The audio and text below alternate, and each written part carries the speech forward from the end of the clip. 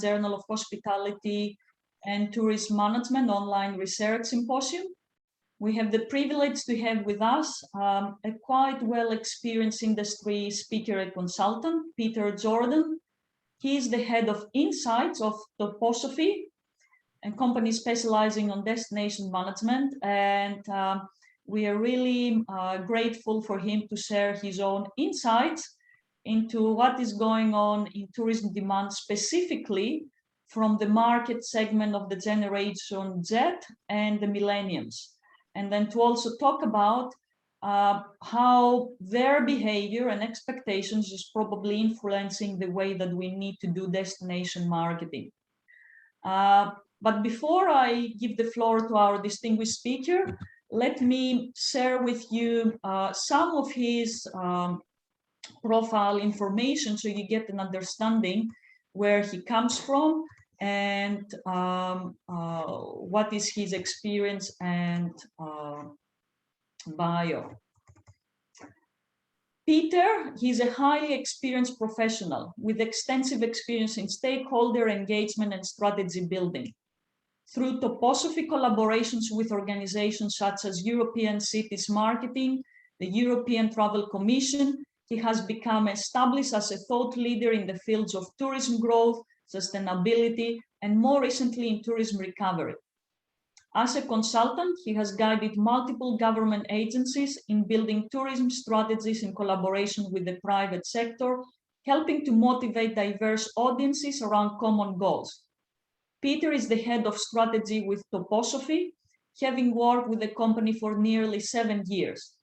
During this time, Peter has led project management and client coordination in diverse international research and strategy building projects.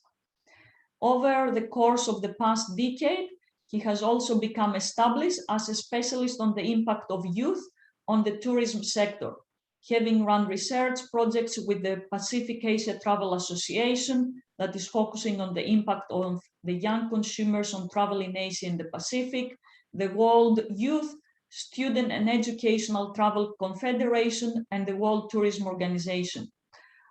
So as you can see, he's a great authority to talk about tourism demand from this kind of market segment that for many of us, we consider is the future or the next expected tourism.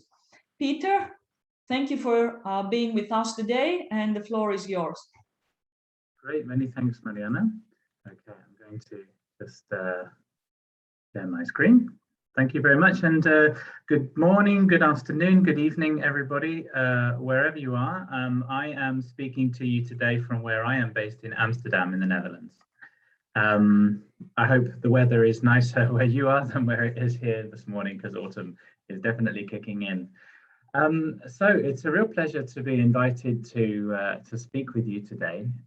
This is a subject, the subject of youth and the travel industry in general, and looking at this from different dimensions. It's a subject which is very close to my heart. It's a subject which I have worked on now for over a decade. And of course, I'm very interested to share this and of course get other people's perspectives on it. I suppose I am a relatively young consultant. I'm relatively young sometimes in a leadership position in the travel industry. It's been curious over the years to attend tourism industry events, and of course often the people you're speaking to are often maybe sometimes from a generation or sometimes 2 generations above, and that's why of course I'm always curious to hear their thoughts on what I'm talking about. Of course, I don't just deal with this subject. I'll give you a short explanation in a moment about what else we do. So yes, I am head of insights with TOPOSOPHY. We're a placemaking and marketing agency with a base in London and Athens. And we're a network. We have, a wide variety of colleagues, about 20 consultants around the world, as well as full-time staff as well. Let me just then share with you some of our quick aims for today. I'm going to dive in to explore why does this issue even matter? Why are we even talking about it? I'm very open to debate that question as well. We're going to talk about generational influences and characteristics, as well as talking about, of course, the impact of COVID-19, because, of course, COVID-19 has set the It set the context for so much that we're talking about now in travel and tourism. I don't need to explain to you the impact that it has had, and it's kind of the lens through which we are looking at so much in terms of recovery and how we move forward as an industry. I'm going to look at some purchasing behaviours in travel and see how those differ between different generations. And we're going to talk about what the travel industry needs to know. And we'll have an opportunity for questions at the end. However, I have some questions that I'd like to pose to you. We have a chat function here, but of course, these are perhaps deeper questions, which are questions to take with you and consider in your own work, hopefully. Just give a quick idea then about so what I do at the moment and who we are. Yeah, we transform places and people, and you can just see a quick list of typical clients that we've had in recent years. On the right here included Coca-Cola, MasterCard, but also European Bank for Reconstruction and Development, World Tourism Organization, European Travel Commission, and many. So typically industry associations, but also multinationals too. I'll give you a quick idea of the type of projects we've been doing. We've worked with Amsterdam and partners on their visitor economy strategy for 2025. In 2025, the city celebrates its 750th year of foundation. And of course, many of you, I'm sure, will be aware of the debates that have taken place around the role that tourism plays in the city. We were looking in particular at a benchmarking and the major trends that are going to shape tourism policy here over the next, over the coming decade or so. We've worked with the Scottish Government and various partners in Scotland on developing a 2-year recovery plan for post-Covid-19. It's involved a very detailed work over this year, consulting directly and talking to businesses that have suffered considerably with lockdowns and all the different circumstances that they've had to deal with. And then but also to try and help lift our vision to understand how is the country going to help assume a leadership role in tourism over the coming years set against that. We've worked on the Edinburgh Tourism 2030 strategy. Edinburgh, like many other European cities, has also faced similar debates and challenges over the role that tourism plays in the city. Of course, that debate has also moved on. It's changed in different ways in the context of COVID-19. But we've of course launched a lot of discussions around the city and facilitated the city leaders in bringing together a tourism strategy. And in the middle of last year, we worked with an organization called European Cities Marketing, which is a collection of about 120 major and capital cities in Europe, to develop a checklist on what destination management and marketing organizations need to be working on in terms of crisis management, but also in the longer term of the type of areas they need to focus on, a very practical checklist for them. And then finally, we've been working on a very exciting project in Athens, which is to bring together the city's first major food hall.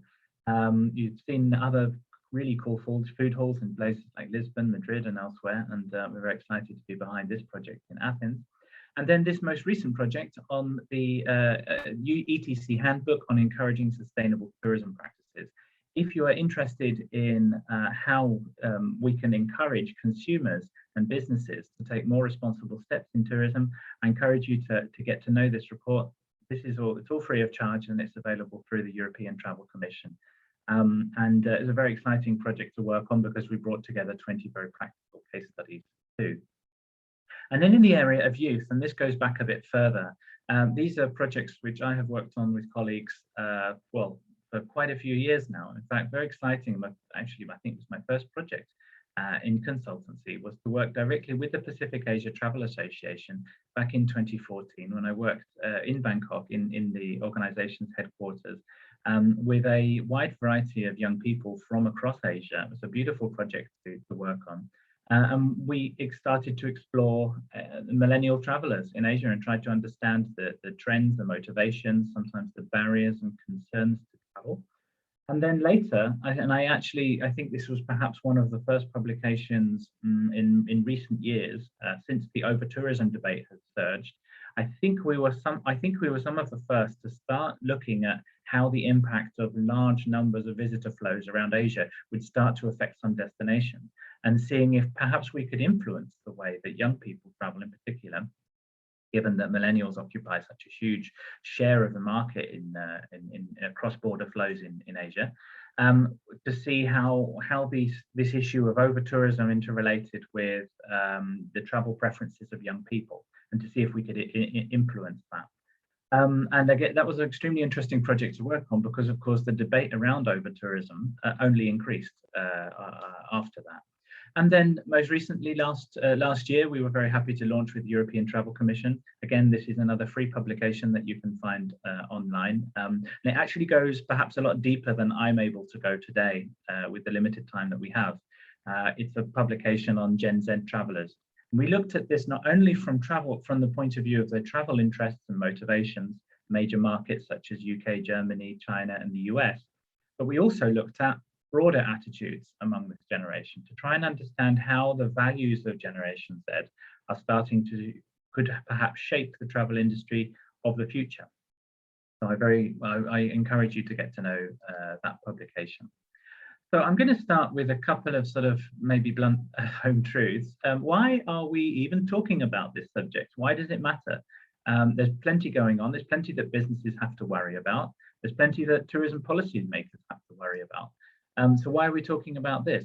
Well, in general, it does help, of course, us to take perhaps a sharper focus than we typically have to who our customers are and who our employees are.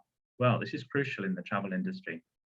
We're obsessed with customers, but of course, as we know, in many parts of the world, as it opens up post-COVID-19, the hospitality sector is having huge challenges in filling vacancies and bringing especially young people to come in and work for the sector, especially in countries perhaps like the UK, which have typically relied on a lot of migrant labor to come and work in the hospitality industry. Now, increasingly, as the COVID-19 has disrupted flows of migrants around the world, countries are having to work with their own populations to fill vacancies in the hospitality industry. And lo and behold, they're having to try and make it a more attractive place to work, which in my view is very welcome. But of course, often involves paying more, listening more to your employees and helping them. So I know there's a whole debate around that. But indeed, looking more at generational attitudes helps us to understand a bit more our customers and our employees. Crucially, and this is something which in my view we're not always very good at in the travel and tourism sector, is looking at consumer values and trends outside of the tourism sector. How are young people, for example, what is their attitude towards the fashion industry today, towards cars, towards property, towards banking, towards a whole range of other sectors which are, of course, associated with travel and tourism, but these are areas which arguably are, bigger, where people spend more money, more time, and it's very interesting to really get to know consumer trends that are happening outside the travel industry as a way to understand how people will travel. Of course, it also forces us to look ahead. Again, this is not something we're very good at. We're usually often firefighting and dealing with crises that are happening right now, or many businesses struggle to often look beyond maybe two years or so ahead. But in the end, of course, we're talking about the future travelers. The millennials already have young children. They're already traveling as families. So millennials, of course, were often, when I started all of this, were often known as the independent backpackers, but already that has changed. The same with Generation Z. Because of, for example, the challenging financial situation which many find themselves in, will they be able to have as many children in the future, and will they be traveling as such large families? These are all interesting questions to consider, and the answers are not so far away either. So I know that this is often a subject which gets many people thinking is about key definitions. I'm going to help clear up some of these. Now, before I do so, I have to share with you, of course, there isn't overall one major definition. I'm going to share with you those which, in my view, help to separate out the generations as clearly as possible. I'm not going to talk through all of them, but I will just say, why are we even talk about generations? It's generally because of, especially as marketers, and especially in the post-war era, we want to try and understand groups of people, and especially as a phenomena like globalization have taken hold and have meant that people across borders and in different continents are often experiencing the same cultures, the same music, the same different, monoculture. it's a way of understanding perhaps the attitudes and trying to see, if you're trying to market across borders, of course, you're very interested to see how experiences coincide between different generations in different areas. But of course, there are some names I hear which I imagine we're very familiar with. Baby boomers, and of course Generation X. Gen Y is another name for millennials. We're going to be talking about Gen Y and Gen Z today. And the early name that's been given, and I saw a very good article, it was in the Atlantic, I think, that was grown and said, oh no, they've come up with another name for a generation. Generation Alpha is essentially children today, so those aged around 9 and below. And Generation Z then are going to be aged roughly between the ages of sort of 8 or so and 24 or 25 years old today. And Generation Y then, on the next generation up from that. Something I think which is important to underline, though, is that various precise definitions vary according to the source. You can Google these and you will find slightly different variations. But what I've done here is I've tried to group together the broadest definitions that you will generally find for each of these generations. It's also important to remember, of course, that lived experiences and the impact of major events does vary hugely around the world. The effect of the global economic crisis wasn't felt in quite the same way as Asia, the Pacific, or Africa, for example, as it was in some parts of Europe. And of course, ultimately, that leads to different attitudes and different lived experiences. And crucially, of course, it's not the only way of segmenting markets by any means, and it's sometimes, of course, not the most important or relevant way of doing this. Other segmentations, and again, these are very broad segmentations, but by dividing by gender, ethnicity, or even property ownership and class, can help you understand, perhaps with a more precision, the type of audience you're looking to reach and engage with. However, of course, why are we fascinated by age? It's because large global events in the post-war era do have perhaps often common effects on people in different parts of the world. And of course, and this is an absolutely crucial one to keep in mind, we can't pretend that Gen Z or millennials are all the same around the world. Absolutely not. There are, of course, huge inequalities, even within countries, within regions, within towns, and within villages, between generations. So young people of the same age are not going to have all exactly the same experience or the same outlook. But what I'm here to talk about today is some of the broader patterns and broader effects that do influence them.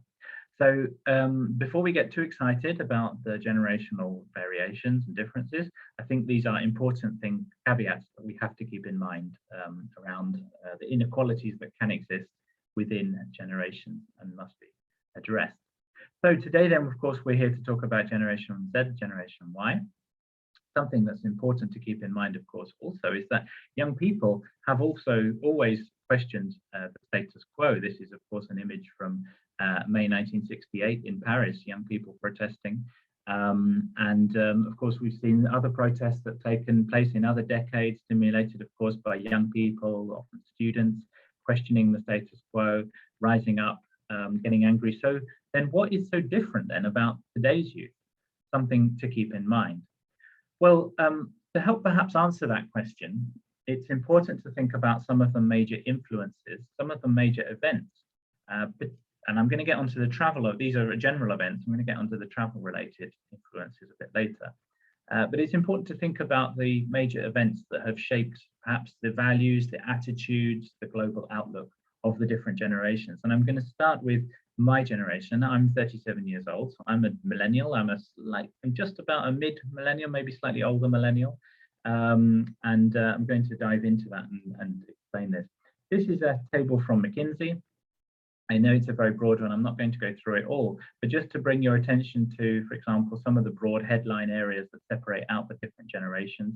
If we look at Generation Y and Generation Z, Generation Y was, of course, coming out of the Cold War, coming out of let's say, the bipolar world to a multipolar world where challenges and where threats to security were coming from a much more diffuse and different range of actors, and can sometimes spring up at short notice in your street. If we look at young people, for example, in some European countries that grown up unfortunately quite accustomed to terrorist attacks or the threat of terrorist attacks, and how that changes your perceptions of security, and also to what extent these are a shock as well. Sometimes you sort of become a little bit more accustomed than visitors, than those from other places. So we can see then just some of those broad effects. I know this is a very sort of general table, but it's quite nicely wraps up into some sort of consumption patterns and behaviors.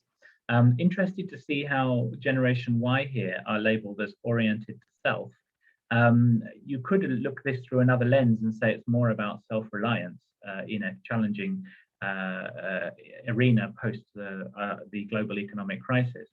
And they do say that Generation Z is a bit more collectivist. I'm going to get into this in a bit more detail a little bit later on. Let's look then, for example, at the fact that this is also the generation that saw online shopping go mass market. Now, it's all quite common now. We're all quite used to seeing these brands and trading with them, but we have to remember that that wasn't always the way for millennials. Again, I'm a millennial, and companies like Amazon, bol.com, which is based here in the Netherlands, also eBay, Alibaba, these all sprang up actually in the mid-90s. So around 1995, 96, there was a boom. And this was when suddenly they all came online. And for example, bol.com and Amazon, they started selling books first. And of course, now, you know, they reach into so many different areas of our life and offer so many different services. So for millennials, then, this was the first time they, you know, it was actually possible to buy something click something, and it would turn up at your house eventually. Again, this seems like ancient history, but it's really helped to shape the perceptions and the attitudes, especially according to in comparison to older generations, who for this is often still getting used to some of this way of consuming. In 2007, so this was when millennials, you know, many millennials were reaching their often in their early 20s. This was when very late teens was when, so again, not early teens, but late teens, and there's a big difference there, was when they were first able to use the internet wherever they were. You didn't have to be in a fixed location using a computer. Again, it sounds like ancient history because we're so used to this, but that also makes a bit of a contrast in terms of their go-to place for information, and also the extent to which technology reaches into our lives, compared then to the next generation, which are using this all the time, and we're used to seeing their parents with these already by the time they were children.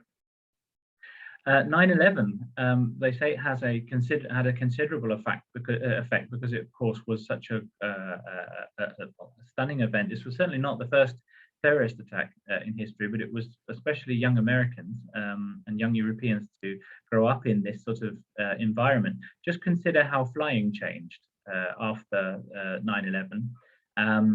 Flying, of course, dropped so very suddenly as the global airline industry sort of ground to a halt and then started again. But then the experience of security, where it was safe to go. This arena changed considerably following 9/11, the war on terror, and other associated phenomena. And then, of course, there was a global economic crisis, which for millennials struck many millennials just as they were entering the workforce or trying to enter the workforce. And if you speak to millennials who are, for example, in countries in Southern Europe, such as Greece or Spain or Portugal, but also in other parts of the world too, their experience of the global economic crisis was also quite a shocking one and a destabilizing one, leading many young people to decide to leave their country and go and find work elsewhere. This destabilizing impact of seeing large companies suddenly fold, and of course then seeing things like access to credit, access to mortgages, being able to buy property. You know, you'll see many memes around on the internet talking about how millennials have it so difficult, and I think there's often some justification there. But many of us do remember this period when in 2007 suddenly it seemed like all of the banks that we knew were suddenly folding, and before you knew it, their windows were boarded up. And of course, this is where people had, you know, placed their life savings. So the global economic crisis, of course, is a major impact there. Perhaps according to your political persuasions, perhaps more on a positive side or an inspiring side, and not unconnected to what we've just seen in the previous image, was the first Black US president elected in 2008, with all of the hope that came with that. We don't have time to get into that debate now about how that worked out, but it was a very important moment, I think, for the world. And of course, we see how Obama was received in different countries that he went to around the world. And then, of course, how things changed later on. And perhaps it's worth considering the differences between millennials, many of who grew up with Obama in the presidency for about 8 years, versus, of course, Trump, and now the uncertain times that we live in as well with Biden later on. So again, we're not going to dive into that, but it is worth considering then the effect of how some of these major events shape generations. Let's look at Generation Z and the influences on Gen Z very quickly. Again, so we look at about technology. Millennials have grown up with social media. I was already in my early 20s when I opened the first Facebook account for the first time, which, by the way, of course, was only available originally to students. It was only possible for students to join. And then, of course, it grew. But now we look at the barriers to entry. You can usually, in most jurisdictions, you can be about 13 years old and have a social media account. We have to remember then about how these accounts are used. Think about other members of your family and how they use social media, where they get their news from, what they believe, and also, especially, what they share. Think about some of your friends and relatives, perhaps those who are a bit younger, those in the Generation Z range, and think about their attitudes towards what they share.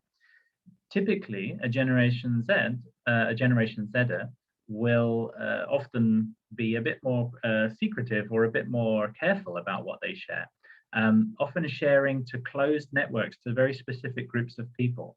Just think about Instagram, the fact that the account can either be open or closed. It's not like Facebook, where you can be much more careful about what you share and to whom, and it's much more diffuse. Instagram is like that. The same with Snapchat and TikTok as well. You can generally place limits on very specific limits on who is watching what you're sharing. And then there's, I think it's called dark sharing, which is where people only share to themselves and they almost keep a record of what they've done. But it's not necessarily about broadcasting everything you've done to everyone around the world. Perhaps there's an older millennial or even a baby boomer on Facebook might do.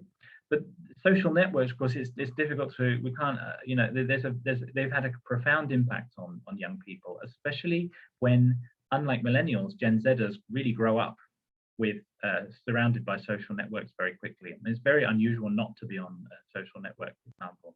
So it's where people's information comes from, often breaking news, it's the first place you'll see it. And then, of course, people talking about it, making jokes about it. Then validation, and this is, of course, an extremely important point when it comes to validation, the impact on mental health for young people, how they view themselves and their body.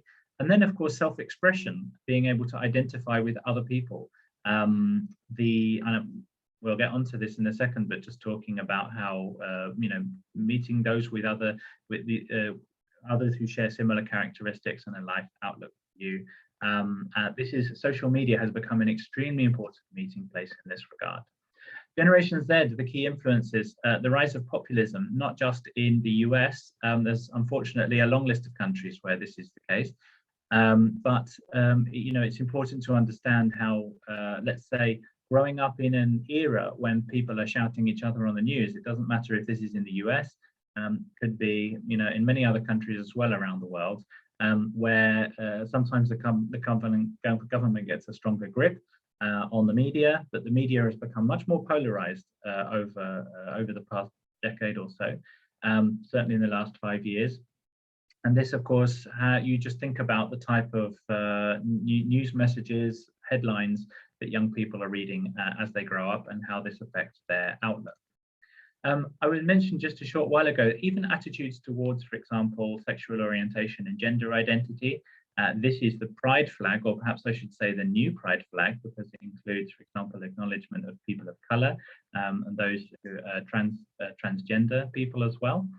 Attitudes towards sexual orientation and gender identity have shifted hugely around the world, not just perhaps say in more socially liberal countries, but also social networks have meant that people can understand and hear stories and also share their own identity and perspectives with much more ease.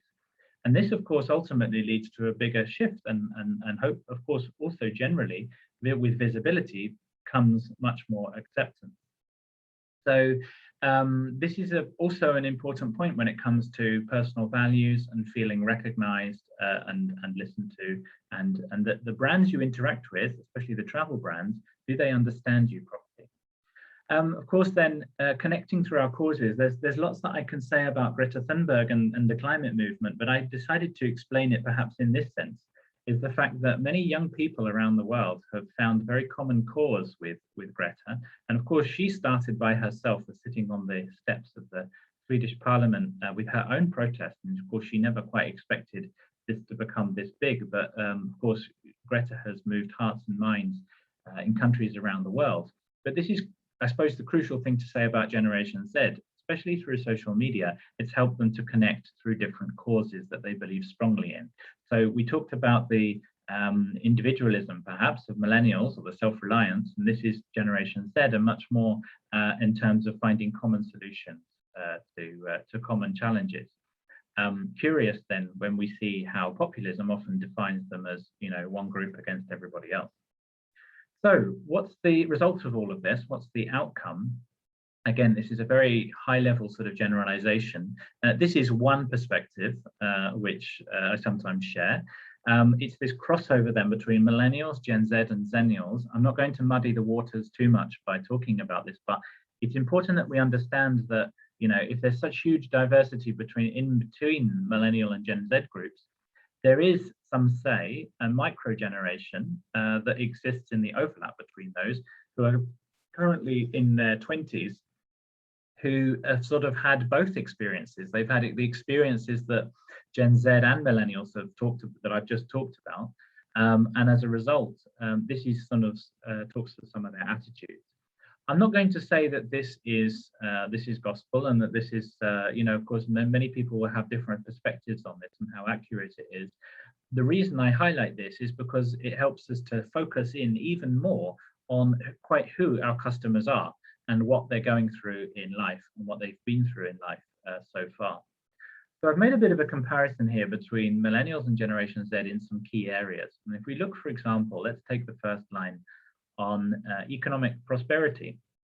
Again, this is a major generalization. Please keep in mind the caveats that I shared with you at the beginning. But when we look, for example, at youth around that were going through a period of very strong economic growth generally in the 90s around the world, globalization really kicked in the 80s. 90s was all about, conscious consumerism, not conscious, but sorry, conspicuous consumerism, the opposite, relative stability as well as low unemployment. This was what millennials generally experienced, of course, as they were growing up. Of course, as they reached their student years, they're trying to find going into employment, especially due to the economic crisis, the circumstances were really quite different.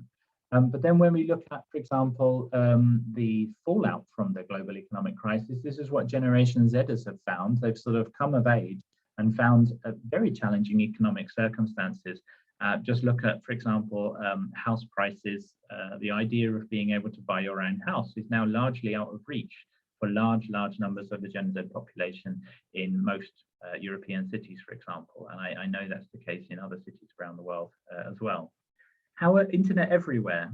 Well, as I mentioned earlier, millennials generally had an offline childhood. At this point, mobile devices and even internet through PCs were not very common. And so the childhood was largely spent differently. You could say playing outside. Also video games and as well, of course, were common. But this, of course, is a very different type of childhood to one which Generation Z and then especially Generation Alpha were growing up in. So teens and adulthood were the time of getting to grips with the online world, especially sometimes setting up businesses connected with it. But Generation Z has been connected from childhood.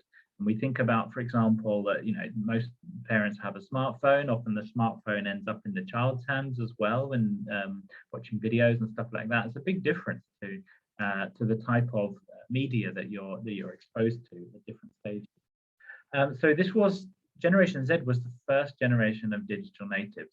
with very different expectations around their interaction with businesses and the speed. My generation was still quite common to call a business if you wanted an answer. Generation Z expect instant communication through instant messaging generally.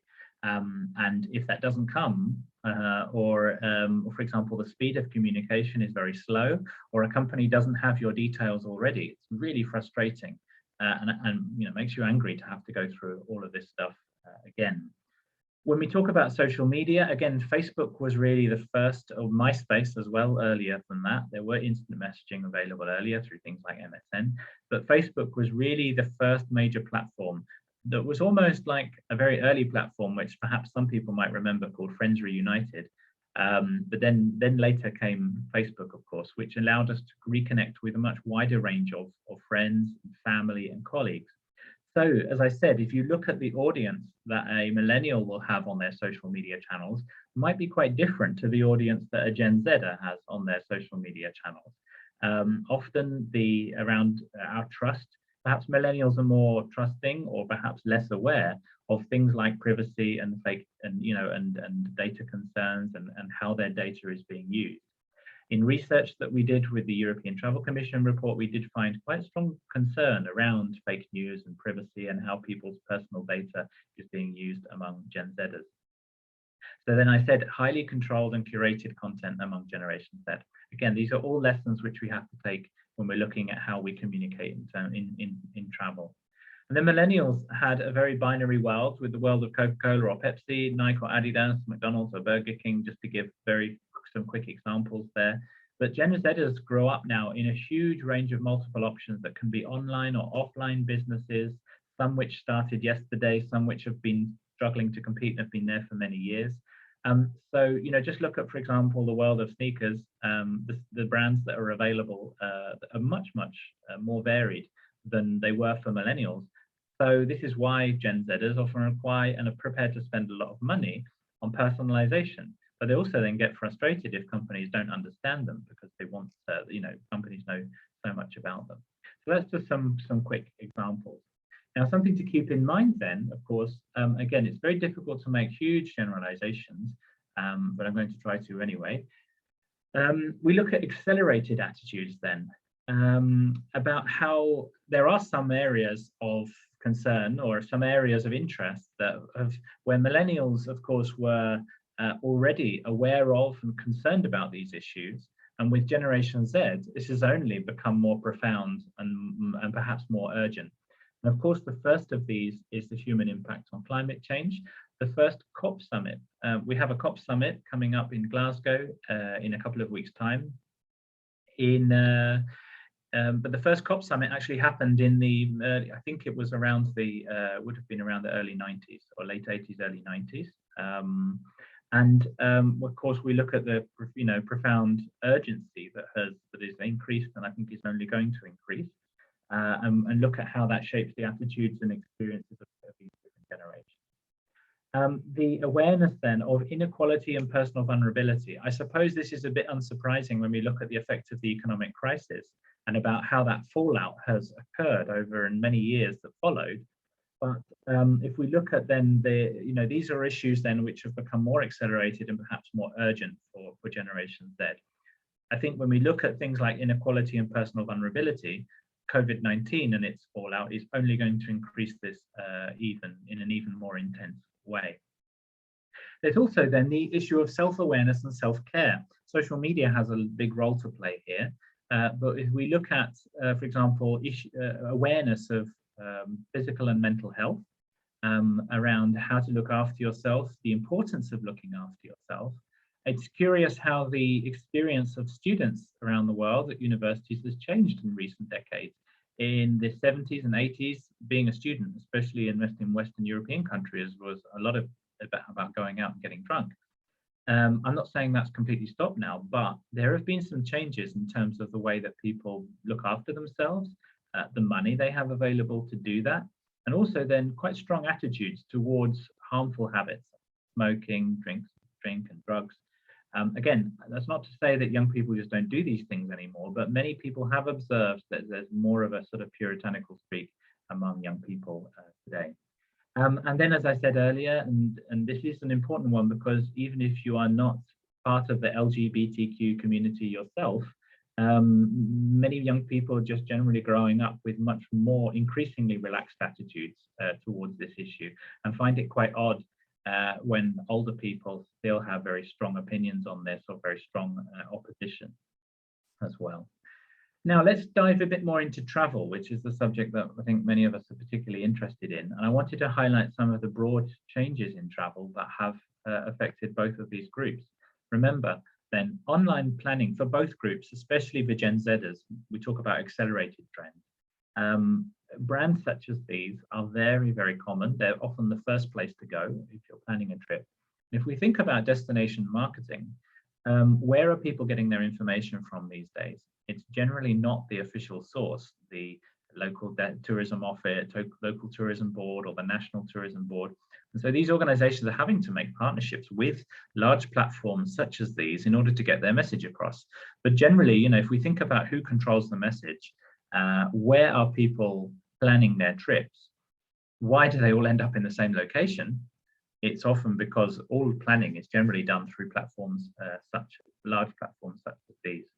So that's the effect then on you know, large platforms on booking and planning, and the fact that they are now mass market.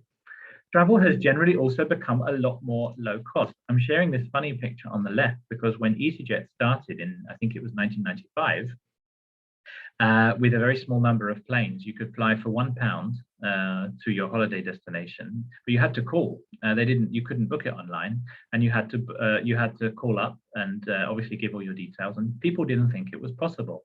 But low-cost airlines have, of course, hugely disrupted the way that flying works, flying point to point.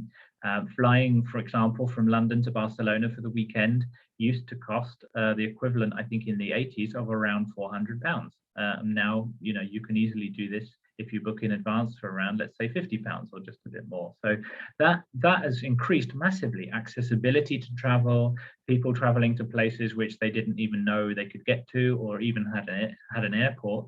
And so this has led then to, of course, a lot of opportunities for regions and cities and places which were not originally on the tourism map.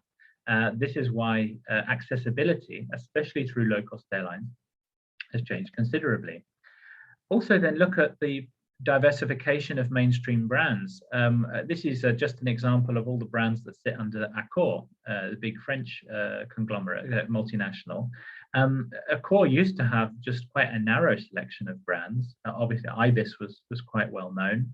But you look at how this has, obviously companies have consolidated, they've brought smaller hotel chains into their group, often to diversify their portfolio and become more attractive for a wider range of travelers.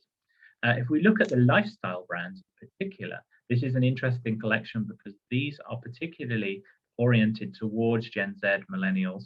And of course, there's always constant innovation happening in the accommodation sector, especially if we look at the area of the interaction between luxury and budget travel, and how budget travel has become more luxurious with exciting new, hostels or poshtels as they're known.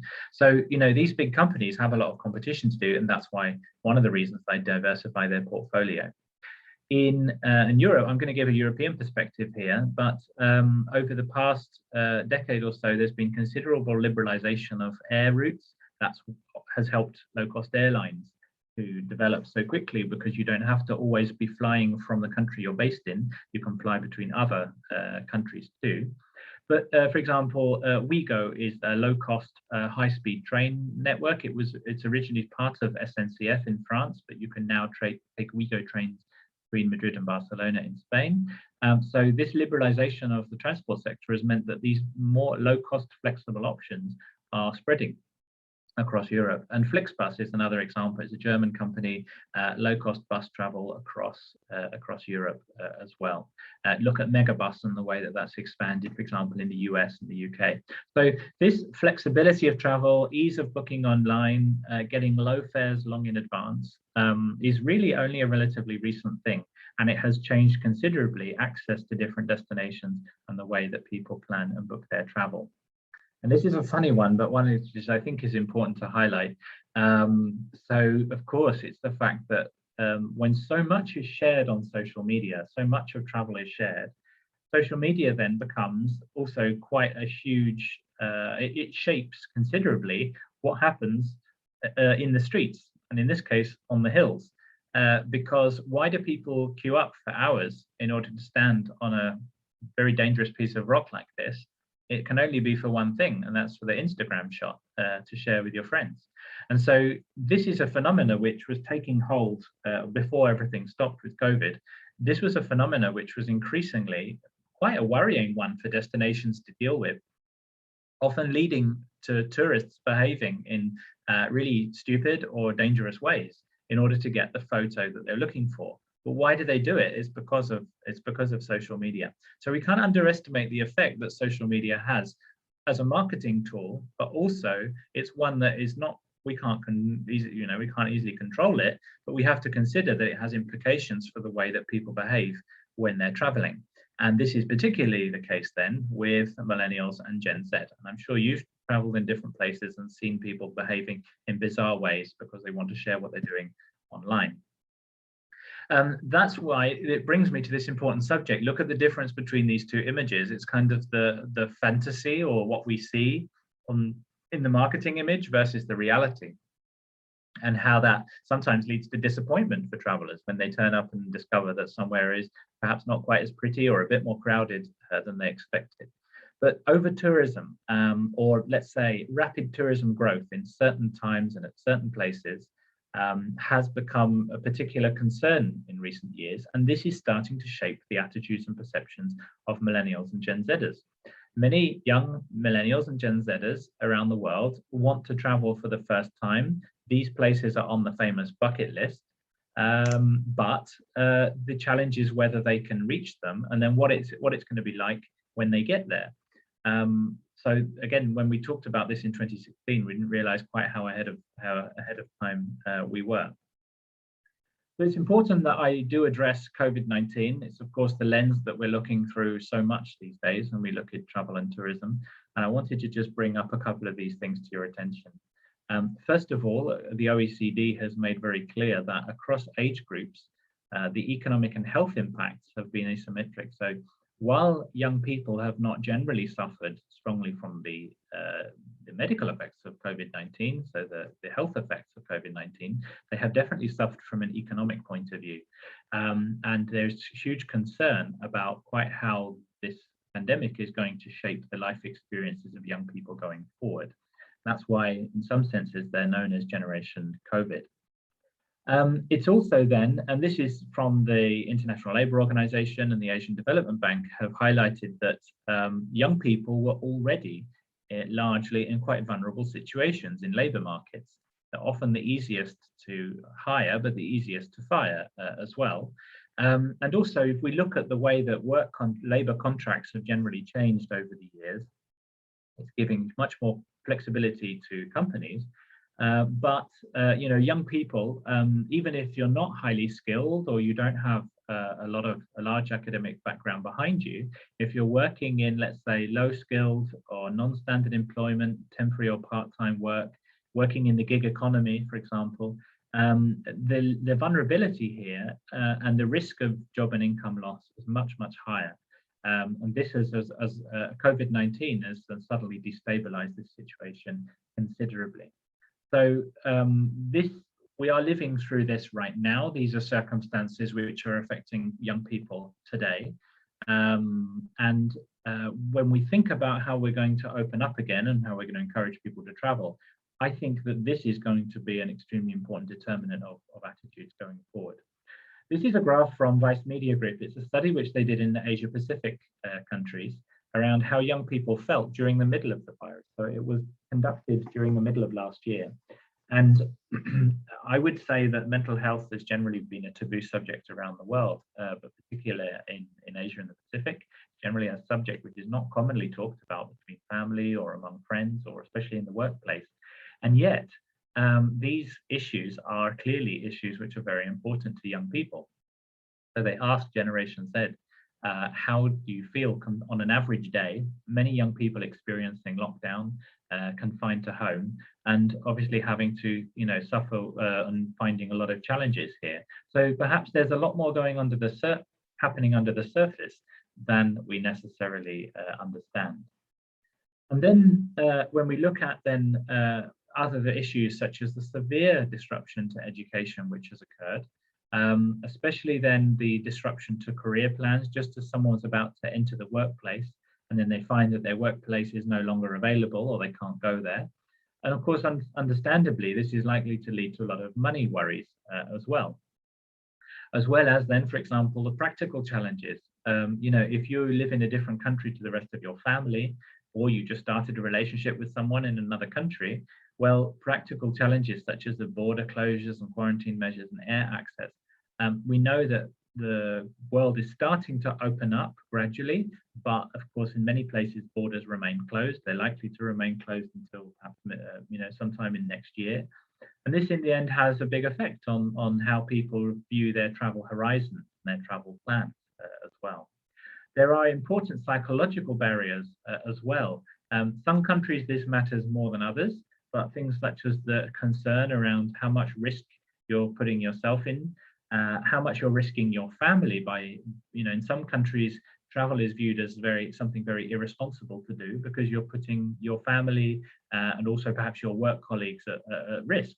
And you don't want to do that because you'll be, you have to suffer the consequences. And then there's obviously a lot of anxiety around lockdowns that are in place or lockdowns that are coming, on obviously the impact of isolation as well. Some people say that the pandemic has made young people a bit more subdued because they don't have quite the same social interaction possibilities as they did before.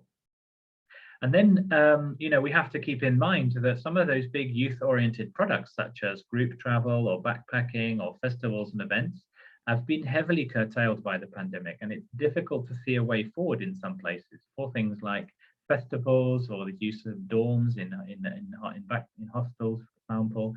Group travel, which of course is important for school travel, for excursions as well for young people. It's so important to young people's development, but of course with the pandemic, in particular, has meant that these have had to be curtailed, and it's not easy to see when they're coming back.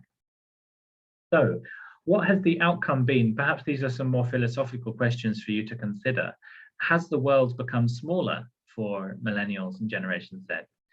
Prior to the pandemic, as I said, we could fly anywhere at any time and reach the far-flung corners of the world, but that's not so easy anymore. Travel has become more difficult, it's true, but it's perhaps arguably more necessary than ever before. When we look at the rise of populism, we look at the divisions that exist in the world, and the sometimes lack of intercultural understanding, we need to travel and understand and meet people more than ever before. And as we know, sometimes Zoom doesn't always cut it. It is possible then that longer term patterns of mobility and access have perhaps changed. We are likely to see more airlines going bankrupt in the coming years as a result of the fallout of COVID-19. Others will start, I'm sure. But when some routes are cut off or it's difficult to access a place, this could become reinforced patterns over time and into the future. Then other perhaps ethical environmental concerns may well influence travel behavior. We know about the flight shaming, for example, which is something which young people have a cause which they've become particularly close to and familiar with. These ethical environmental concerns could well influence travel behavior into the future and perhaps really change the way and the frequency with which people are happy to travel. And then there's a broader question around whether has COVID really changed what young people need from travel? What are people really looking for from their trips, and are they able to get it through travel, or are they trying to find it in other ways as well? So I'm going to end them with perhaps some very quick recommendations. I'm not going to go into too much detail with these, and I'd like you to focus on invite you to discover the publications that I shared with you earlier. But just to give some very high-level tips on this, is first of all, we need to think much more exactly about who our target audience is, what they're going through in life, and what their aspirations are likely to be. I think this is something which we've often in the travel industry always just often referred to very broad age groups. In fact, most travel research and satisfaction surveys tend to just focus on adults, which might be aged between 25 and 60 or something like this. It's amazing how broad the age ranges are. So we have to question: do we really understand our customers as well as we think we do? Also, then we need to perhaps be a lot more open-minded about this generation, and about the way in which they're prepared to travel. Youth travel has always been associated with budget travel, but I don't think that's accurate, and I don't think it's always accurate everywhere at all. And of course, young people, we talk about self-rewards. There's much talked about how millennials especially would be happy to spend on a flying first class somewhere for the experience, but then save by staying in a budget accommodation when they arrive. It's possible. Online channels have made this possible, and so we need to be a lot more open-minded about the way that people are traveling. Is it always luxury? Is it always budget? Are we pigeonholing people too much? And then, of course, we need to think about how we're projecting what we talk about. Are we talking enough about our youth culture and about how young people in destination marketing? Are we talking about how young people live locally? We talk about wanting to live like a local and discover the authentic side of a destination. And we often tend to project that more in terms of history and how people used to live in a destination. But then how do we really live today? And I think that this is often overlooked so much by destination marketing organizations, national tourism boards, overlooking really how young people actually live, but often because we don't ask them. So we need to engage sincerely with making the most of the talent and creativity that exists among young people in our own destinations. And then finally, actions do speak louder than words. You have to back up your promises these days with the real experience, and be clear about what you're going to deliver, how much it's going to cost, and what the experience is really going to be like. Because if people find that it's fake or they don't believe it, then you're definitely going to be called out on social media. Content, and this is something which is a huge, it's a whole other seminar to deal with around the use of content and the type of content that the different generations prefer. But above all, clearly it has to cut through. So it has to be snappy, clear, well curated, and help people to make decisions quickly. We also have to then make content very immersive, especially for Gen Zers. They want to understand not just what it looks like, but how it will make them feel, what they can hear, what they can taste, and why a particular experience really is unique and that they won't find it somewhere else. And then, of course, we have to, with our marketing messages, we absolutely have to be in the right place at the right time. We have to be instantly searchable and, of course, ready to respond when things go wrong. We have to be able to intervene as well. And then crucially, finally, on this point is around building empathy and a long-term relationship. We can't just, this is not something that can be fixed in one campaign. If we're going to be genuine about our approach to young people, we actually absolutely have to sit down with them and understand what they're going through, as well as then to build this sort of long-term relationship over time with them. Many people say, for example, this is why tourism, one of the reasons why tourism in Australia has been so successful over the years, pre-pandemic, is because Australia has had a long-term policy of engaging with young people, backpackers for the working holiday visa program over many years. And of course, these people have come back with their families. Sometimes they've come back to live, but they've come back for repeated trips in the future to visit the places where they once were. And I think that there's much that can be learned from Australia and also New Zealand in that aspect. So I'm going to leave with this quote, this wrap up my presentation. I've got a couple of questions in a second. But the fact is that this is a quote from Euromonitor's International's report from this year on consumer trends in 2021. The health crisis really did impact people's shopping and needs and shopping habits. And there's a really important sense of social responsibility here, and the fact that this is becoming an important permanent consumer demand. It's likely to be here to stay. And so therefore, consumers really will favor these brands that are going to help the world be cleaner, healthier, resilient, and more equitable. And so I think it's important for us to consider, what does that mean for travel? How are travel destinations, how are travel brands going to make this happen? If they're not making this happen, are they making it worse? So I think those are really important things for us to consider moving forward. And so finally, I'm going to wrap up now and close today by just asking you to consider some of these questions. Normally it's questions for me, but I'm going to ask questions to you. Do you think that there is a lot different about millennials and Gen Z? Perhaps some of the tools they have to disrupt or even travel differently. What really does mark these generations out compared to previous generations? Will the world become smaller? The second question, could Generation Z become the first post-war generation to have their travel opportunities seriously curtailed by climate change and by other challenges? We look at things like forest fires and extreme temperatures that have come and gone over this past year. That in the end has its impact on destinations. It even has its impact on cities, for example, such as Paris and Amsterdam. When it's too hot, and that really changes the travel experience for people. How do the issues raised today play out in different parts of the world? Of course, I've said that life experiences are not always the same, but which themes are common to all regions? And then finally, and this is something which I'd love to hear your responses to, is how can the travel industry save Generation Z? We hear, you go to industry conferences this year, next year, and you'll hear people say, how can Generation Z save the travel industry? Maybe we need to look to them to dig us out of our hole. But I'd like to turn it around and say, what can the travel industry do to help address the challenges that young people are facing today? So I've got some more information about our company and what we do. You can find that through the website here at the bottom. And of course, you're welcome to get in touch via email as well. So I'm going to wrap up and say thank you very much. I'm going to go back to these questions. Thank you very much, Peter, and thanks for challenging us as well, because yes, it should be a mutual learning, you to us and from us to you back as well. There are already some questions, but I would like to open the floor to any others that they would like to type in their questions in the chat or in the Q&A. And I will use the existing question to start the dialogue.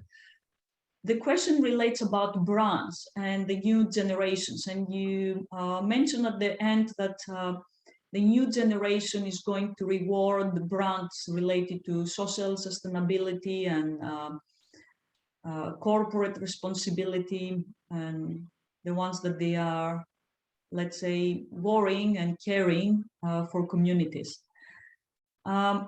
Millennials have also been known, however, for their multiplication of loyalties in brands. The fact that they, at least before COVID, they were not stuck into one brand, they could jump from one brand to another. During the lockdowns and the no availability of popular brands, we have seen people going from one brand to another, particularly in fast consuming goods, but I assume with travel is the same. I can't go to this destination, I will go to wherever I can. What practical experience do you have, if you have seen any, in terms of how brand loyalty works to the behavior of this young generation? Because to a certain extent, this might be just philosophies, you know, we hope people will become more responsible. But what's the reality? Do they pay more for that? Are they willing to trade off convenience, money for sustainability? Is it a true loyalty or a true brand love, or is it just a philosophy? Okay, well, there's a lot going on there. I would say perhaps we just try and treat these subjects slightly separately: brand loyalty to a brand, and then obviously around the social, around the sustainability credentials. If we look at sorry if I made quite no, that's fine. But, of course, there is an overlap, of course. So if we look at brand loyalty, it's true. Millennials are faced with so much choice and the possibility of booking online. Millennials really were the first generation, and they say that sort of this brand loyalty sort of started to collapse with millennials, because indeed they had a lot more choice about where they went and what they do. Companies which have got well put together loyalty schemes and especially knows how to use their data well have been perhaps a bit more successful in engaging with their millennial audience and being able to keep them on board. But it is clear that both generations, millennials followed by Gen Z, certainly expect the rewards from that loyalty to be a lot faster and a lot more instant. So it's not about saving up lots of points over a long period of time or getting very small rewards that come maybe once a year, because in a very crowded, competitive consumer world, it's very easy to get much faster rewards from another brand. So this is why you need to make sure that, let's say, rewards by being a member of something or being part of loyalty is rewarded much faster. It's difficult. The concept of loyalty with a destination is a more difficult one to explore, because of course destinations are multifaceted and there's lots of reasons for visiting. But I think you have to make compelling reasons to come back. And that involves telling new stories about the destination and having compelling new reasons to come. That's often done by being stimulated through events, for example, having new type of events or allowing people to see your destination differently. When it comes to telling stories about destinations, and this is of course where it is so worth talking about youth culture, is because youth culture is constantly reinventing itself and presenting us with new challenges, new perspectives, and new ideas. But it's curious how often youth culture, whether that's the music that young people are listening to, the fashion they're wearing, stories of local designers and artists, and everyone in between, is often overlooked entirely, because many destinations are still marketing in this old-fashioned way of highlighting their postcard attractions. So, and then if we switch to the other side, if we look about whether young people are prepared to pay more, early research suggests that they are. However, and this is a crucial one which we address in our Handbook on Sustainable Tourism Practices with the European Travel Commission, it's about the value attitude gap, which I know has been the source of a lot of academic work over the years. It's a fascinating one and it's an important one. It's because young people say that they are concerned about the planet, but how do they actually act? Now that, as a good researcher, we all know it deserves more research, and we have to look into that more profoundly. There's lots of different reasons why people behave differently to what they say. It's not as simple as we think. But early research does suggest that they are prepared to pay a bit more, and often change the way they consume. And crucially, for example, there was a study from Booking.com this year that said that, from their sustainability study, that said that about 53% of travelers get angry if their accommodation doesn't allow them to continue the same responsible practices that they continue at home. So it's often not about what they want to do, it's about it. Well, it's about how we give people the tools to behave better as well. This is very true. Yeah, what is feasible to do with available means as well. Yeah, and are we always making the most responsible option the most attractive one as well, the cheaper one? Mm-hmm. This is so why. How can we change people's mentality or values? Because at the end of the day, everything comes to a way of seeing or a way of interpreting things or placing value to things. How as industry can change people's mind? That has always been the challenge. It has. But this is where I think there's a huge amount of innovation happening right now. And it's also true that you don't necessarily, as we explain in this handbook, it's not always about, we don't always have to make all sustainable practices visible. Often they can happen behind the scenes, but you want to make sure that people are not compensating for example, doing something responsible in the morning, something less responsible in the afternoon because they want to compensate.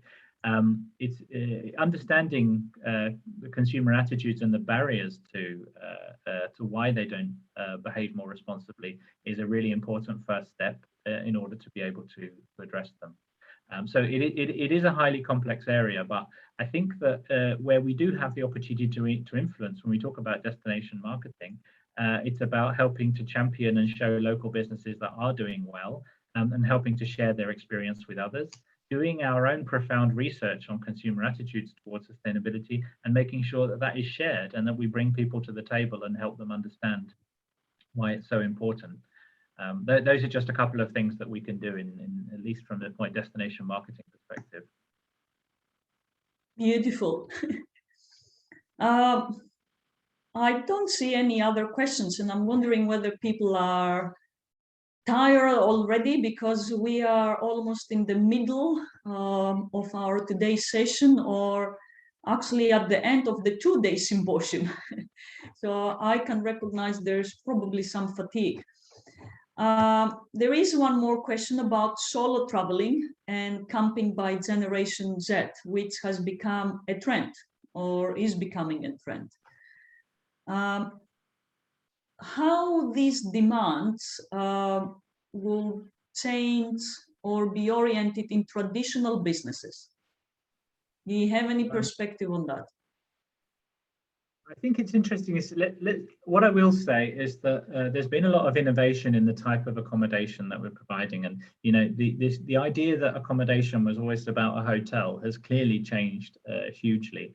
I think one of the reasons why solo travel or camping in this particular, I think it brings people outside, brings people back to nature. Camping has become, it's also associated a bit more with the staycation, with domestic travel, where people have been required to stay in their own country. They've had to look for exciting or challenging things to do in their own neighborhood as well. How can traditional businesses deal with this? Well, providing the facilities for it. It's curious, people want to get outside and they want to camp, but businesses and destinations are a little bit unprepared when it comes to this. And I think it's really important to provide good public infrastructure, things like good parking and toilets and showers and waste collection as well. But then, other businesses like larger hotels can also have fun events where they bring things outside, and they innovate a little bit more in how they use their outdoor spaces as well. Mm-hmm. Yeah, so it's an issue of infrastructure, services, and amenities. And from my perspective, solo traveling, it basically reflects the kind of the society that we also live in. And we see less people getting married, having families, more people living alone.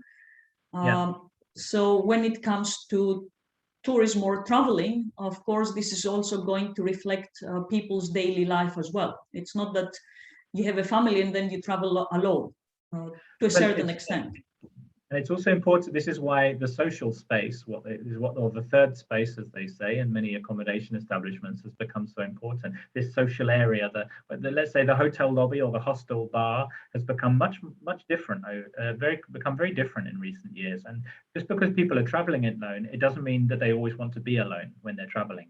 And allowing people to integrate, to meet, and to join in things in a semi-structured way is a very important attractive point that many good accommodation providers are understanding now. Exactly, yeah. What people call probably tourism for good. Tourism to help address social issues. Yeah. There is another question about how Generation Z will be the consumers for some heritage tourism or dark tourism. Probably this might refer to current developments that some companies are already exploiting COVID to create a new type of dark tourism because people have been traumatized or there is a lot of death around. Well, I've heard already as a friend told me yesterday, you can now already, and the Koreans are busy setting up the set of Squid Game so that people can go and do that. I think that, to me, in my view, is dark tourism. There's a dark side to it. Actually, but on that point, Netflix plays a really important point here. Obviously, there's a lot of, let's say, dark series on Netflix. It stimulated a lot of interest. Also, let's say, like Chernobyl on HBO. Things like this, a series like this, which reaches people across borders, creates an instant interest in visiting places that have seen tragedy in the past. I think, I think it's definitely, I do think it's a trend that's on the way up, and I think it's got a lot to do with storytelling and the way that these destinations are perceived in the media through big platforms like Netflix. Mm-hmm. Mm-hmm. The other question relates to vlogging and this TikTok revolution or popularity. What challenges or opportunities emerge for companies to target Millennials or Generation Z? There's a lot of challenges because I would say that first of all, there's a lot of challenges because it's easy to get it wrong and it's easy to hit the wrong note. But at the same time, there's a lot of huge opportunities from it to be able to put your message across in a new way. This is essentially where travelers are. I see Sam's got a question. And I'll tell she doesn't. Okay. All right. I'll be honest with you. There is a huge amount of material on this. We do cover actually some of this in the Gen Z report, so I won't dive into it now. But I'll invite you to discover more in the Generation Z report that we wrote recently. Nice. Now, I promise we're going to finish on time and not consume more of your or exploit you more than we're supposed to, but I will just ask one more last question and I will make a closure. The question relates to this intersection between budget and luxury experiences and the example you gave with postals. Can you share us more insight about how these new young generations are expecting to experience luxury travel, or what their behavior is not? It is a constant source of fascination. As first of all, we said you can't always equate youth travel with budget travel. That much is clear. I think that luxury travel has been framed increasingly, maybe it's always been like this, but much more in terms of self-reward. And that self-reward can be done at short notice at the end of a tough week, for example. People are also searching not always necessarily for luxury travel experiences in other countries, but also in their own backyard too. Luxury travel, we often associate this with transcontinental travel, but increasingly, of course, where travel hospitality businesses are having to reach out to people in their own community, in their own backyard as well. I think this is where it's worth thinking a lot more about the young people that exist in the destinations where we're based as well. So what I will say is that it's much more at short notice, and that young people are combining this a lot more with budget and luxury throughout their trip. They're not necessarily expecting everything to be 5, 6, 7 stars. Is there a kind of a redefinition of what we perceive as luxury or budget? Yeah, I think so, because I think that things like time is becoming a luxury. Things like fresh air. That's very becoming a luxury. So yes, we always say time is money, so it is luxury. Yeah, curious. Also, think about how the luxury properties, for example, are often part of the point of them is to create seclusion and space away from the local community or local public. But of course, that's also changing, where people are traveling and they want to become much more engaged with the local community, be able to try the local foods. So luxury travel has often been quite sort of being about hermetically sealed away from everyone else, but I think that is changing too. Beautiful. Okay, so we have exceeded our time by 2 minutes, so I will make a stop here. Thank you very much again, Peter, for your time and sharing your insights. Thank you for sharing your resources. I'm sure many people will be interested to go online and read more. Thank you all for attending. I will close this session now and give you a break until we start our next parallel sessions. Thank you again and stay in tune. Okay, thank you. All the best. Thank you. Thank you, everyone.